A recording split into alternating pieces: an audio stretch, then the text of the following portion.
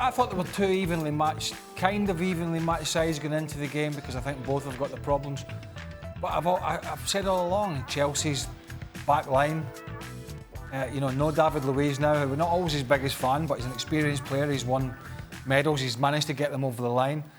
That back line creaked and it struggled, and in front of them, no protection. So, listen, one of the facets that they have to get sorted quick is get Kanté fully fit and get him back, trying to protect that back four.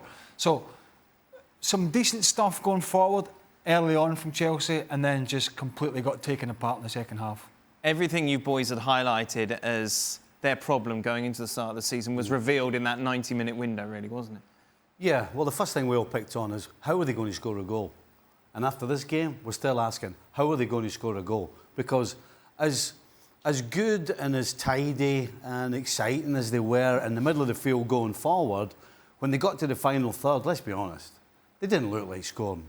The couple of times they hit the woodwork was through bad defending, in my opinion, as opposed to what they were doing. So, number one, where's the goals coming? But then after that, you have to defend behind the ball. You know, when you're going forward, whoever's playing at the back, and definitely in the middle of the park, has to make sure that when the ball's turned over, there are not huge holes everywhere.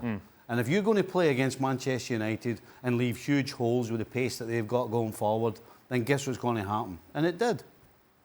Gab, you kept telling us all summer, don't be so negative about Chelsea. They've got big players coming back from loan. Everything's going to be fine. Are you sticking to your guns? Well, look, I mean, first of all, as Lampard himself pointed out after the game, some of those big players weren't there, right? Conte not fit to start. Obviously, Loftus-Cheek, Hudson-Odoi still out. But, you know, I look at this, I didn't see too much difference between the two teams in the first half. This is the nature of football. You hit the woodwork twice in the first half. You give up a stupid penalty. They almost gifted them a goal earlier, Zuma as well. And then in the second half, I agree with what Stevie said.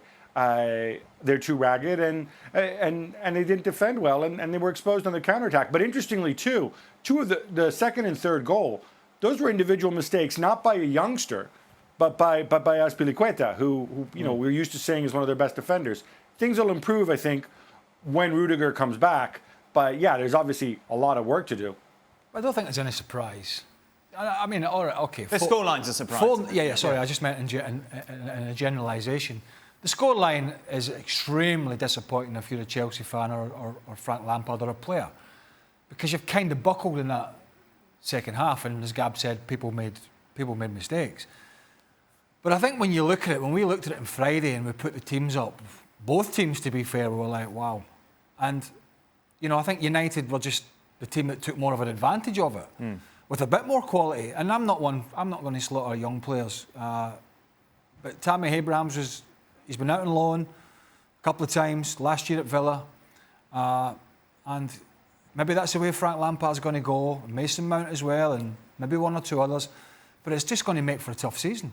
It's just going to make for an absolutely tough season for them. And if Chelsea are ready for that, then fine.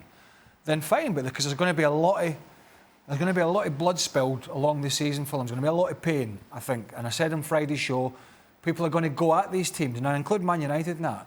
Other teams in the Premier League are not going to treat these two like City and Liverpool. They're going to go after them because they know they can get at them. And the other side, just briefly, is United. I've seen already, well, this is mood for optimism. It's a great result and a great start, but let's not get away from ourselves.